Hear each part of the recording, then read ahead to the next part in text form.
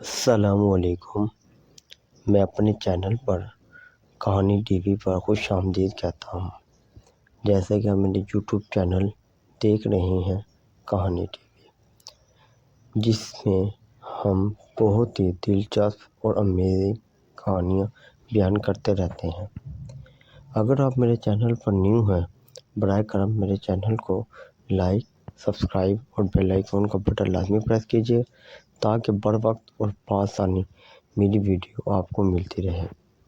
آپ کا زیادہ وقت نہ ضائع کرتے ہوئے آج کی ویڈیو کا آغاز کرتے ہیں۔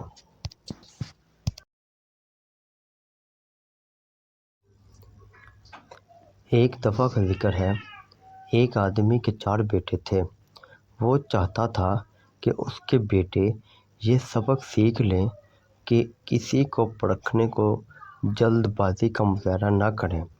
لہٰذا اس بات کو سمجھانے کے لیے اس آدمی نے اپنے بیٹوں کو ایک سفر پر روانہ کرنے کا فیصلہ کیا اور دور دراز علاقے میں ناشپاتی کا ایک درخت دیکھنے کے لیے بھیجا۔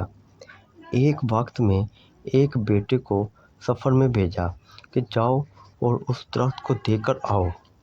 باری باری سب کا سفر شروع ہوا۔ پہلا بیٹا سردی کے موسم میں گیا، دوسرا بہار میں، تیسرا گرمی کے موسم میں اور سب سے آخر والا چھوٹا بیٹا خزاں کے موسم میں گیا۔ جب سب بیٹے اپنا اپنا سفر ختم کر کے واپس لوٹ آئے تو اس آدمی نے اپنے 4 بیٹوں کو ایک ساتھ طلب کیا اور سب سے ان کے سفر کی الگ الگ تفصیل کے بارے میں پوچھا۔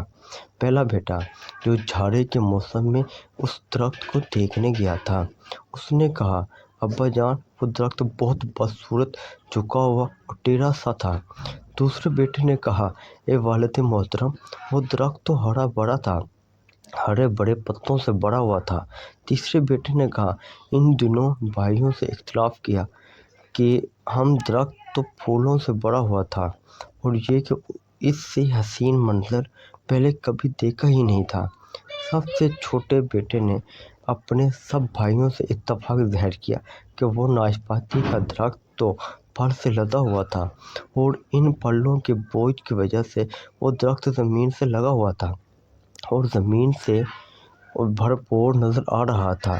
اس سب کے بعد آدمی نے مسکرا کر اپنے 4 بیٹوں کی طرف دیکھا اور کہا کہ تم چاروں میں سے کوئی بھی غلط نہیں ہے کہہ رہا، سب اپنی اپنی جگہ درست ہیں۔ بیٹے باپ کا جواب سن کر بہت حیران ہوئے کہ ایسا کس طرح ممکن ہے۔ باپ نے اپنی بات جاری رکھتے ہوئے کہا کہ میرے بیٹوں، تم کسی بھی درخت یا آدمی کو صرف ایک موسم یا ایک حالت میں دیکھ کر کوئی حتمی فیصلہ نہیں کر سکتے۔ کسی فرد کو جانچنے کے لیے تھوڑا وقت ضروری ہوتا ہے۔ انسان کبھی کسی کیفیت میں ہوتا ہے تو کبھی کسی کیفیت میں۔ اگر درخت کو تم نے جاڑے کے موسم میں بے رونق دیکھا ہے تو اس کا مطلب یہ نہیں کہ اس پر کبھی پھل نہیں آئے گا۔ اسی طرح اگر کسی آدمی کو تم فقیری کی حالت میں دیکھ رہے ہو تو اس کا مطلب یہ نہیں کہ وہ آدمی برا ہوگا۔ میرے بیٹوں، کبھی جلد بازی میں کوئی فیصلہ نہ کرو۔ کسی کو اس وقت تک سمجھایا پرکھا جا سکتا ہے جب یہ تمام موسم اس کے اوپر گزر جائیں۔ اگر تم سردی کے موسم میں ہی اندازہ لگا کر نتیجہ اخذ کر لو تو گرمی کی ہریالی، بہار کی خوبصورتی اور بھرپور زندگی سے لطف اندوز ہونے سے رہ جاؤ گے۔ ختم شدہ